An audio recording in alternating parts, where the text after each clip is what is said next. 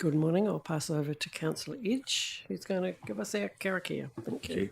Whakatakata ki te uru, whakatakata ki te tonga, kia makina kina ki uta, kia matara tara ki tai. I he ake ana ti atakura, I toi, hi huka, hi hohu, ti he Māori ora. Kia ora. Thank you for that.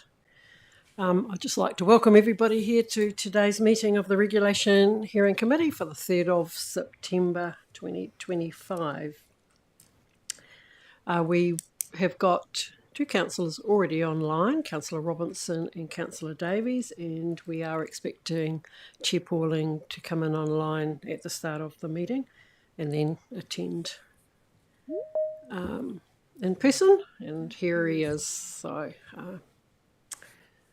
good morning, Chair Pauling. So we have everybody present, and so I declare the meeting open. Obviously, there's been no apologies received, as everybody's here.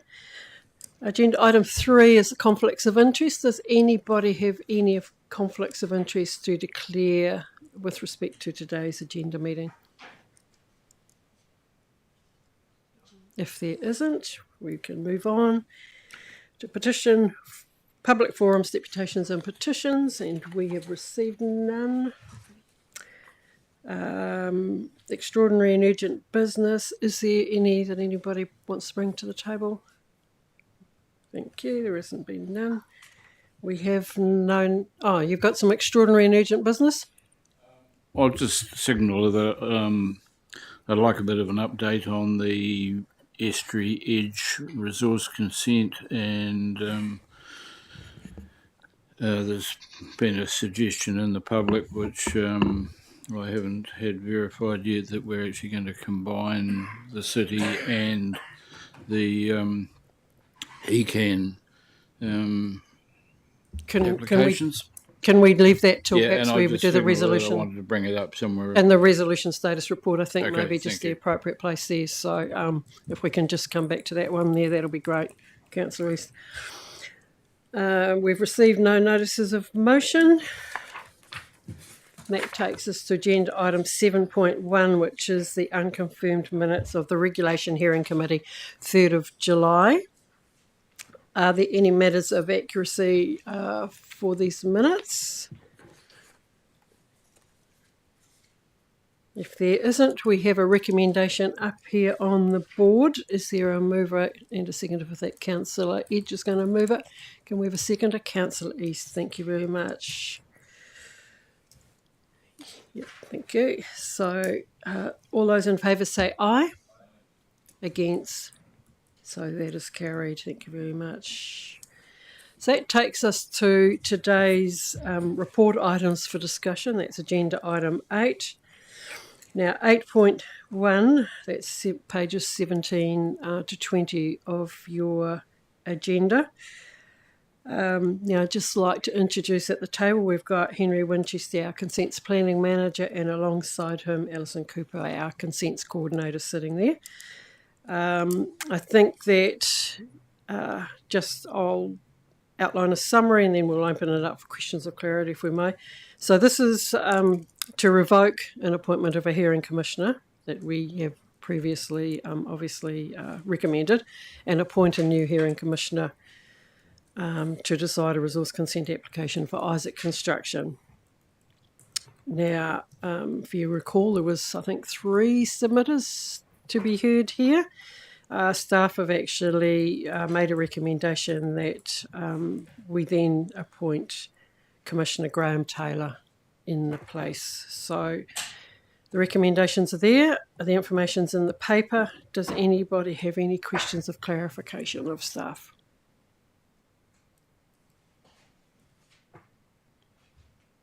If there are no questions of clarification, can we have a mover and a seconder for the recommendations that are up here? We've got Councillor East is going to move it. Move a seconder, please. Councillor Edge will second. Probably no need for discussion, but does anybody wish to make a point? If not, we'll put this to the vote. All those in favour say aye. Against? So that's carried. Thank you very much.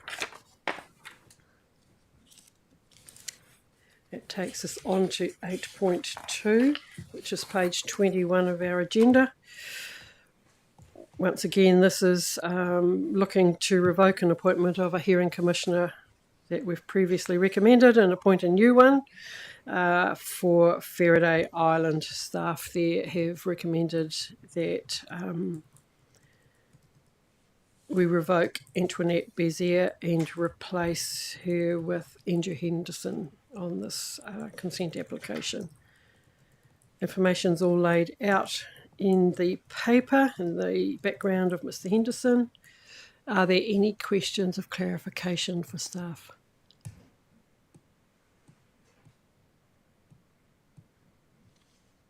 If there isn't, that's all good. The recommendation's here. Can I have somebody to move and second this recommendation? Councillor Edge is going to move it. A seconder, please. Councillor Swiggs will second that. Any discussion before we put this to the vote?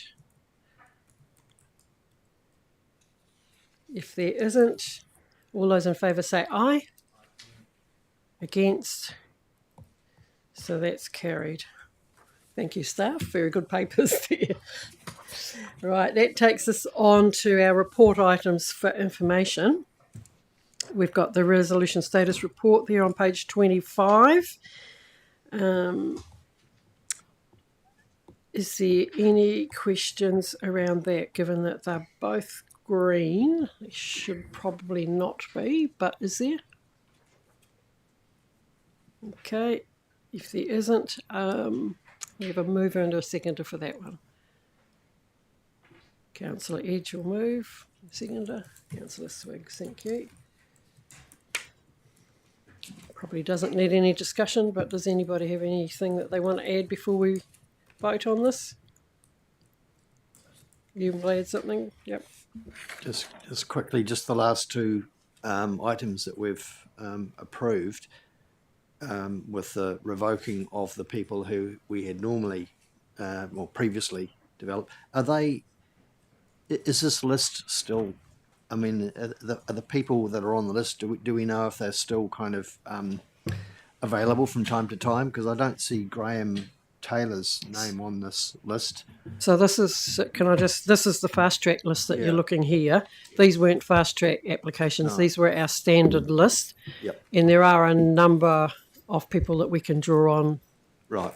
So on a list that we actually use for notifications, isn't it? Decisions. Kenry, you just might like to explain. Kia ora koutou, everyone. We've tried our best to try and have a bit of a separate list for the fast track ones because we're pulling on the same people for general normal consent hearings.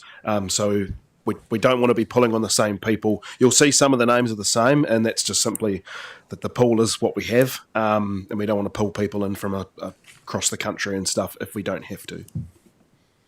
I think the issue too is when staff go out and ask them, are they available initially for obviously a time window that we're required to meet. They may be available at that stage, but then circumstances will change either for the applicant or the commissioner, as I understand it. Yeah, thank you. So what you're saying really is that that list that's on that we've got is fairly extensive, and you're fairly confident that given the scale of the people in the pool, that we should be fine in terms of the fast tracking stuff. Okay, thank you. Okay, so that takes us on to 9.2. Oh, sorry. Have we had a vote? Yes, we have. No, we haven't. We've just had discussion. So now we'll vote on this. So all in favour say aye. Against. So that's carried. Thank you. Thank you for the reminder.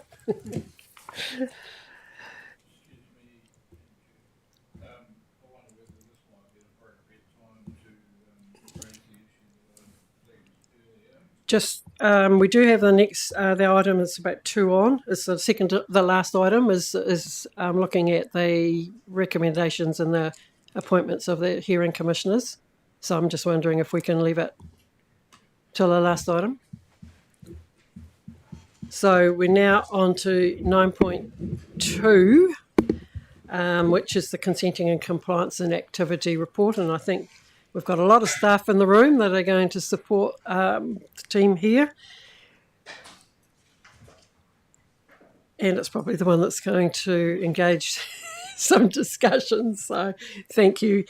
I'm going to hand over to Paul Holst, who's Manager of Regulatory Implementation. And he's obviously got alongside him Henry still is our Consents Manager, and Jennifer Rochford is our Compliance Manager. Thank you, Jennifer. So I'm going to hand over.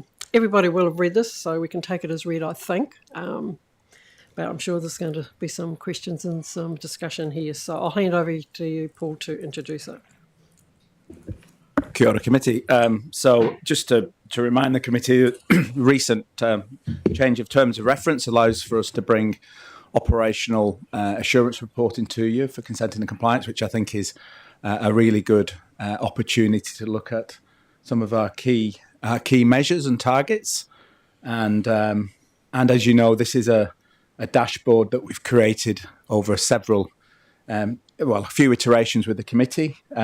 It's largely an automated report, so it comes directly out of the system, and it's as recent as last week. The information is set out in the paper. So, like the chair has said, I'll take the report as read, but we do have Henry and Jen here that might want to just highlight a few matters before we go to questions, if that's okay. Yep. Thank you. Kia ora koutou.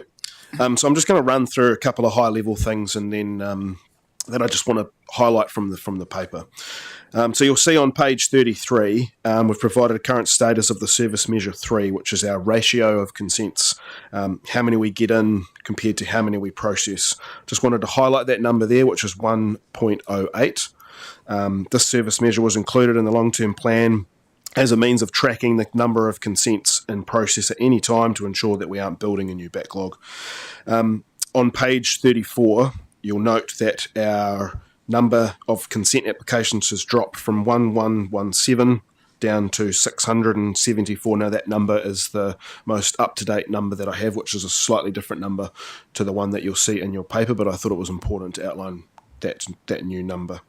On page 35 shows our timeframe compliance for the current financial year. It is around 80%, an increase from last year, which we had an average of around 62%. And as we expect that number to continue to improve, the target for this year is 95% timeframe compliance, and we're tracking on our way with that.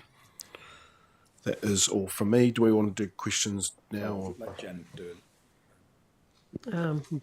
Just hang on, my computer's just doing its thing here. Yours has just done it too. Okay, that's right.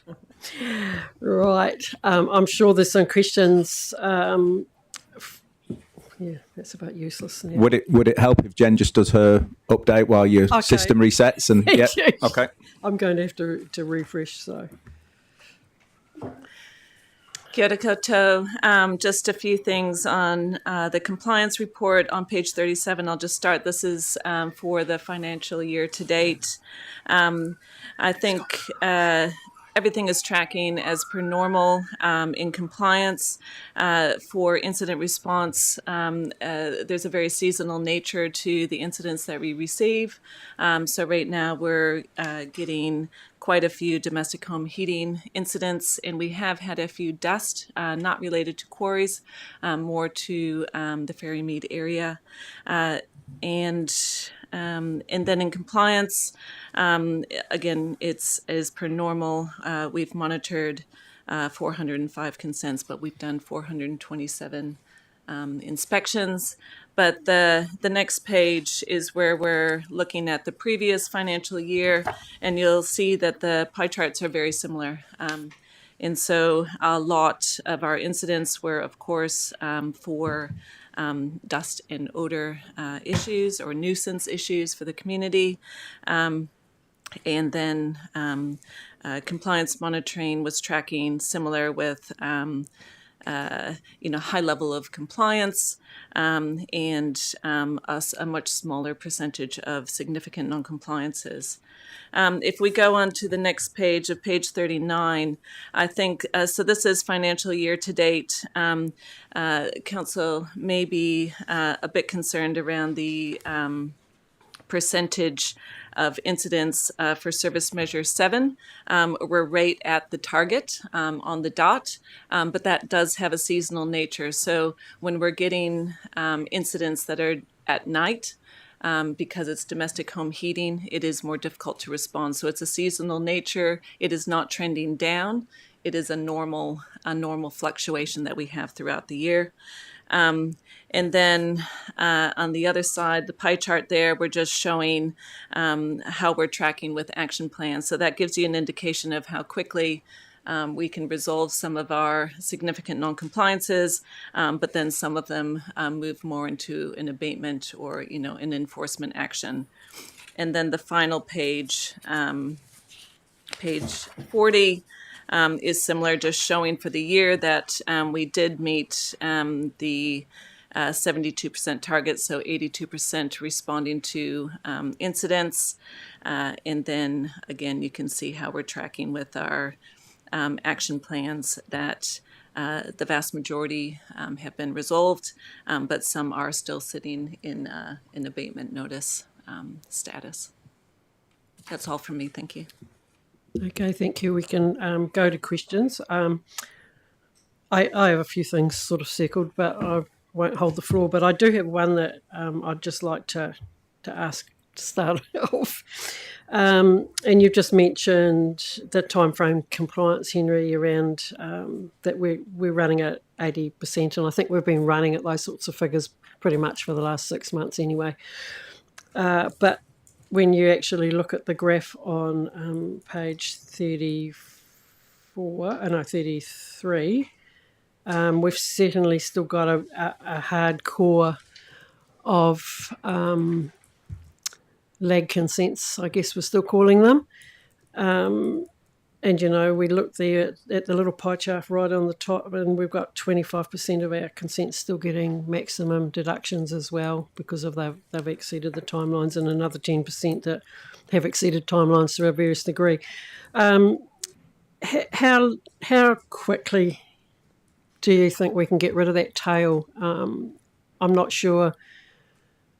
Are all the lag ones actually in? Have they been notified, or what percentage is still to be notified? Because I know that we couldn't drop everything into the system because we were well aware of commissioner issues and capacity and stuff like that. So, yeah. So the remaining consents that we have, the lag ones from last year, we'll call them, they have all been, if not majority of them, have been booked in. They've all been notified, so they've gone through that first stage. So you might remember we had to have a plan for each one of those applications. We have that plan. The plan, for a variety of reasons, has been pushed back for the applicant suspending their application, or the commissioner asking for a bit more time, etc. Those types of things. So in the next 2 to 3 months, we'll be continuing to push those through, and we fully intend to get them done this side of Christmas within the controls that we have.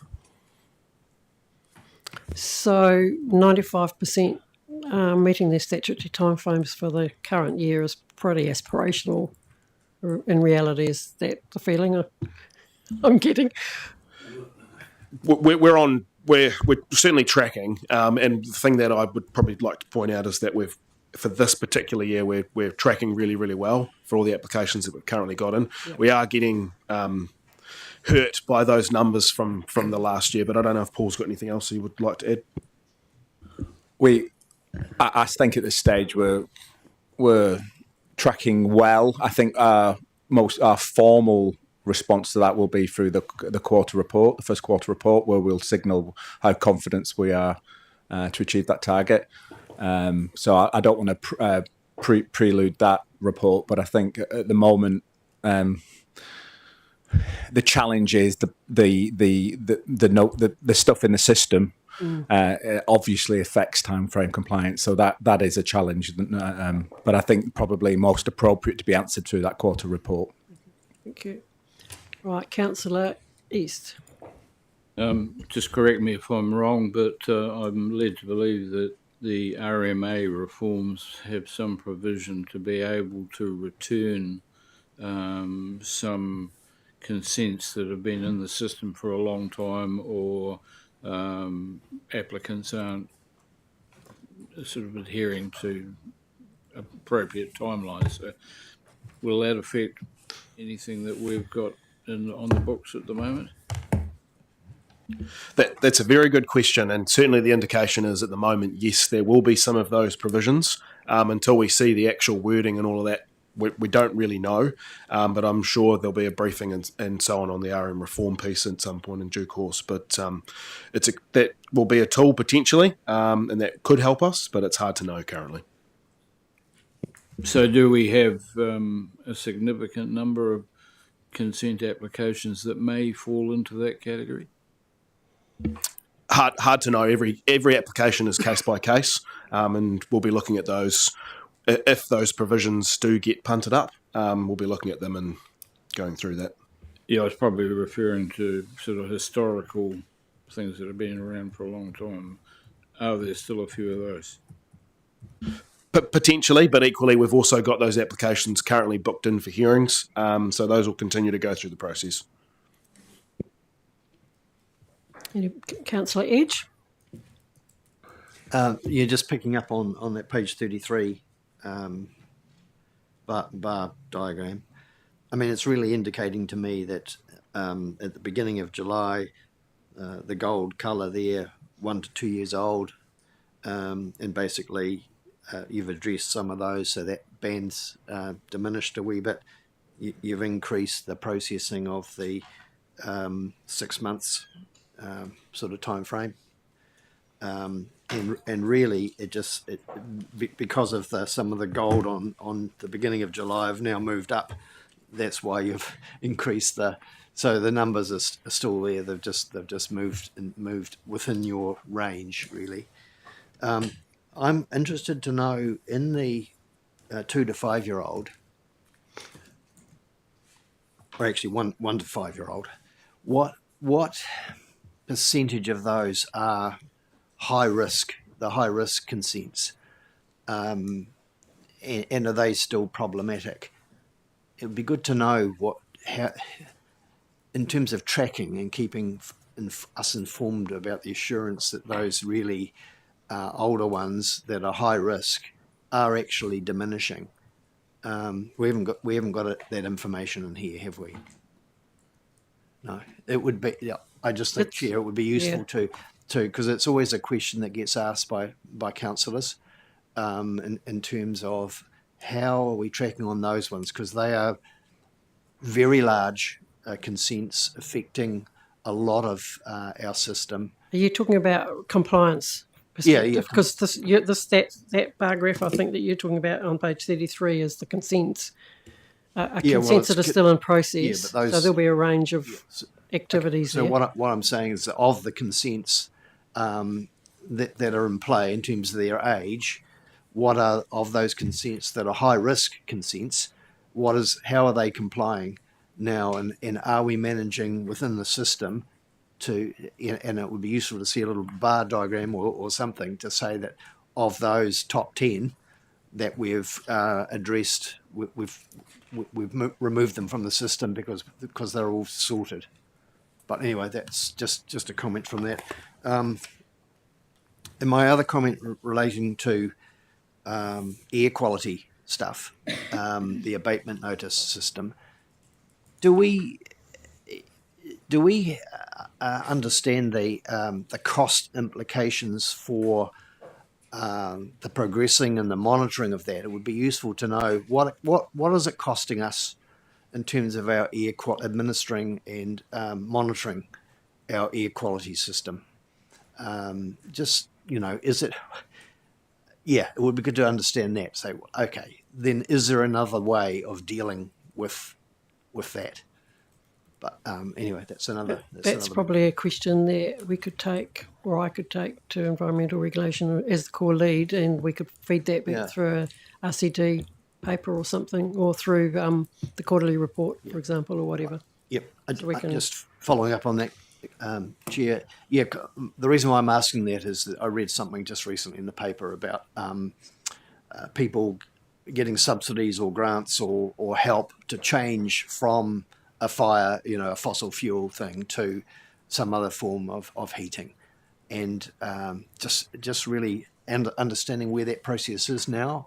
I know we had our healthy homes stuff and we had to sort of abandon that. But so what else is there in the system in terms of the banks and everything else, and all the government, to change the dynamic of that? Because it's very upsetting for people when they've trying to keep warm and they get an abatement notice because of 15 minutes of smoke coming out of the gym. Okay. We certainly will capture the sentiments and try find an appropriate place to answer that. So yeah, that's fine. I just wondered, Jennifer, it's worth just outlining that example that Councillor Edge has just given around how do RMOs deal with, startup smoke and things like that, just to round us out. Yeah, kia ora. In general, the vast majority of incidents for domestic home heating is we provide education, and for the most part that can help. I think there are instances where, placement of the chimney relative to a neighbor, it is very hard to not have a nuisance. Where there's fire, there is smoke. And so, it's true. And so it's, we're often dealing with neighbors at war. And so we're trying to facilitate a neighborly dispute.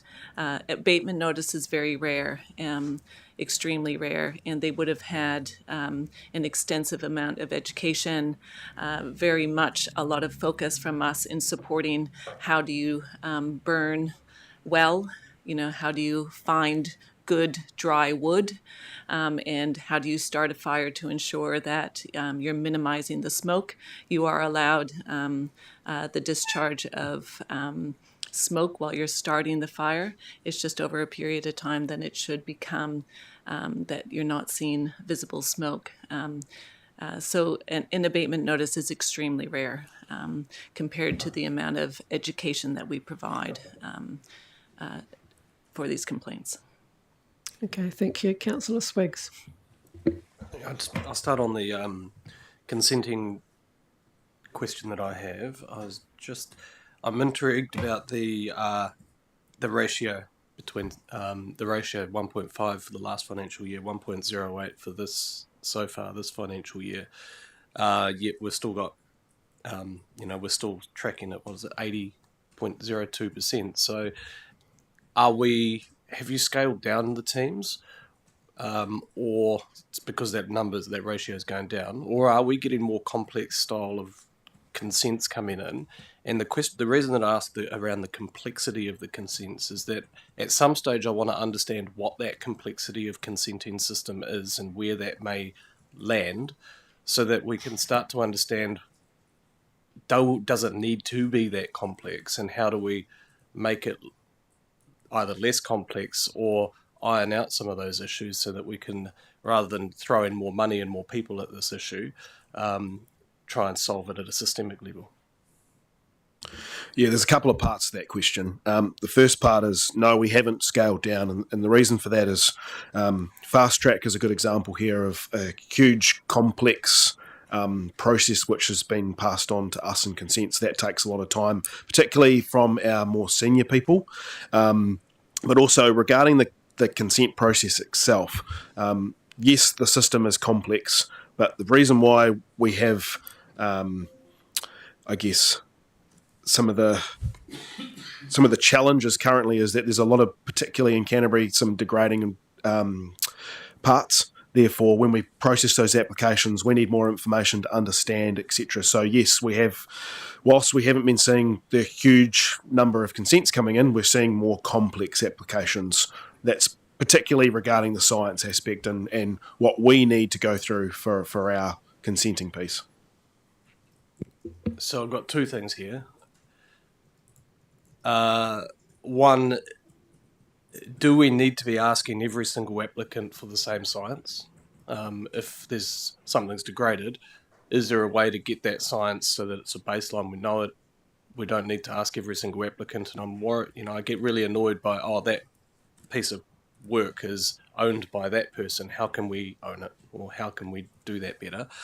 The second question is, am I hearing right that fast track is affecting our day-to-day business and the ability for us to do our work? First part, every application is case by case. So we need to go through that process. Regarding the science piece, there's no reason why applicants can't use science. Applications go on our website and they can be used for other people. The science piece, we've got to be careful because that sometimes becomes property of so on and so forth. But for us, as in the consents where we audit that information that gets punted up to us.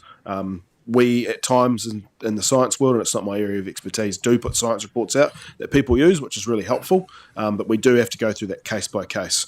Regarding the fast track applications piece, we're doing our best with those, and we've been really trying hard to engage with a whole bunch of people that are on that list to ensure that we're really well prepared, but it's the time frame aspect which hurts us.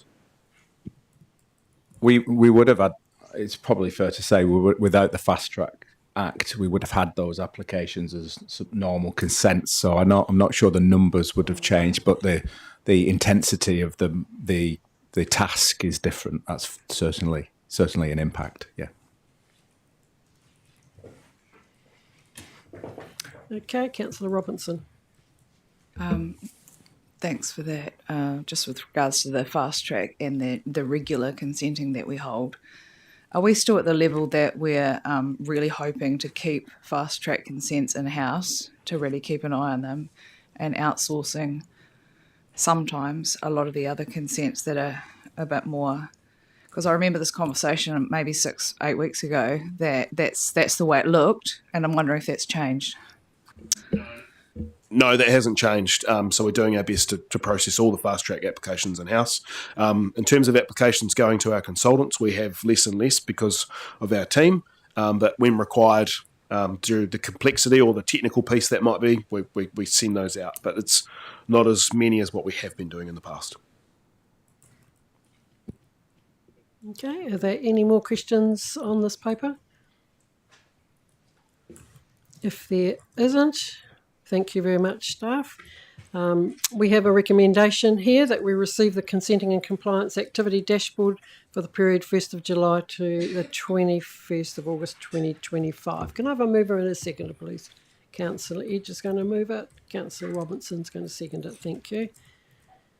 Any further discussion needed? I think we've probably had a pretty good go at that. You want to discuss? No? Okay, thank you. All those in favour say aye. Against? That's carried. Thank you. Right, that does take us on to 9.3, which is the hearing appointment and nomination status report of 3rd of September. Now, this is the place I think probably most appropriate for you to ask your question, Councillor East. Thank you. Just come to my attention that people in my area are suggesting that the application to hear the Estuary Edge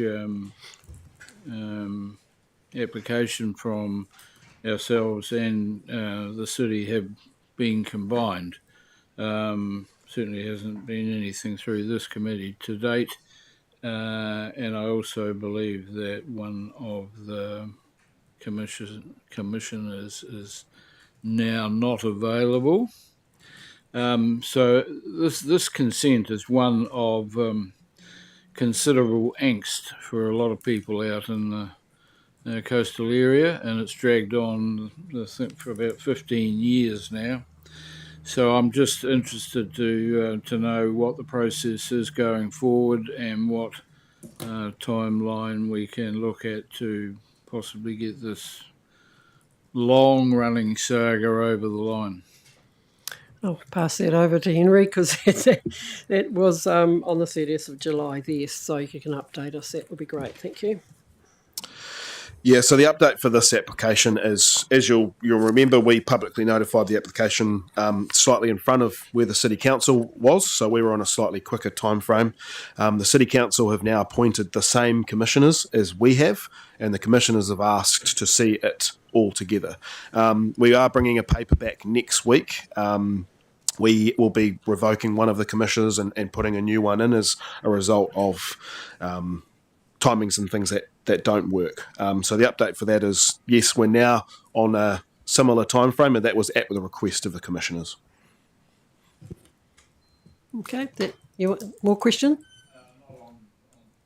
Okay, Not on that subject, but I've got a few on okay, can fire away. the. Okay. Just one or two that have stretched quite back. Well, I'm looking one here, 19th of February, white farming. And it says application in process. I would have thought we would have appointed the commissioner on the basis of an application that was already given to us. So why are we now waiting for an application to be updated or? So that, as I understand it, is one of the Otawharakai 4 consents. So staff, you might like to just, if you can answer that question, that'll be great. Could you just confirm which one we're looking at? It's the second one down. On page 43. The date? 19th of February 25. Okay, thank you.